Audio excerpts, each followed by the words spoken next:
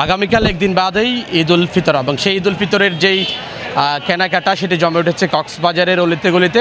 ইতিমধ্যে সৌদি আরব অর্থাৎ মধ্যপ্রাচ্যের আকাশে ঈদ উল ফিতরের চাঁদ দেখা গিয়েছে এবং যে এই সন্ধ্যার পর থেকে যে ঈদ উল ফিতরের চাঁদ দেখা গিয়েছে মধ্যপ্রাচ্যের আকাশে, সেই খবরে মূলত কক্সবাজারে অর্থাৎ বাংলাদেশে এখনও পর্যন্ত যারা ঈদের কেনাকাটা অথবা প্রস্তুতি নেয়নি তারা নতুন করে আবার মার্কেটে আসছেন অর্থাৎ বাজারে আসছেন তাদের পরিবার নিয়ে এবং কেনাকাটা শুরু করে দিয়েছেন।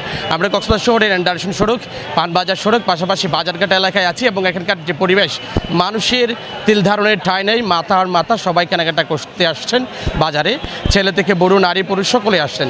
এইখানে আসলে তিল ধারণের ঠাঁই নেই বলতে মানুষ যখন খবর পেয়েছে মধ্যপ্রাচ্য অর্থাৎ সৌদি আরব, দুবাই এবং সেখানে ঈদের চাঁদ দেখা গিয়েছে তখনই তাদের মাঝে ব্যস্ততা শুরু হয়ে গিয়েছে।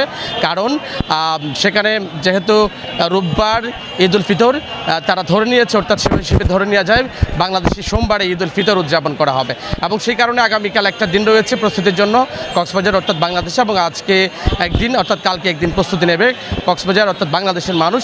এবং যারা এখনও পর্যন্ত কেনাকাটা করেনি তারা শেষ মুহূর্তের প্রস্তুতি এবং কেনাকাটার জন্য তাদের ঈদ আনন্দকে আরও আনন্দময় করবার জন্য তারা কেনাকাটা করতে ব্যস্ত সময় পার করছেন। এবং সন্ধ্যার পর ইফতারের পর থেকে কক্সবাজার শহরের অলিগলি আশপাশের পরিবেশ ঠিক কানায় কানায় পূর্ণ হয়েছে। ছেলে বড়, নারী পুরুষ সকলে তাদের পছন্দের কাপড় চোপড় কেনাকাটা করছেন, শপিং মলগুলোতে ভিড় হয়েছে এবং তারা মার্কেটের দিকে ছুটে আসছেন অর্থাৎ শপিং মল, বস্ত্র বিপণী বিতান এদিকে ছুটে আসছেন। আমরা সেই দৃশ্য দেখানোর চেষ্টা করছি। ধারণা করা হচ্ছে যে এবারের ঈদ অনেক স্বস্তিদায়ক হচ্ছে, যেহেতু যানজট নিরসনে প্রশাসন কাজ করছে এবং একই সাথে দূরপাল্লার বাস ভাড়া সব ভোগান্তি লাঘবের জন্য প্রশাসন কাজ করছে। একই সাথে বাজার মনিটরিং অর্থাৎ দ্রব্যমূল্যের সেটিও নিয়ন্ত্রণ করছে প্রশাসন। সেই হিসেবে এখানকার মানুষ অর্থাৎ বর্তমান ধরে নিচ্ছে অনেকটা স্বস্তিদায়কভাবে এবারের ঈদ উল ফিতর উদযাপন করা হবে। এতক্ষণ ধরে প্রবাল নিউজের সাথে থাকার জন্য সবাইকে ধন্যবাদ জানাচ্ছি। আমি তারেক হায়দার।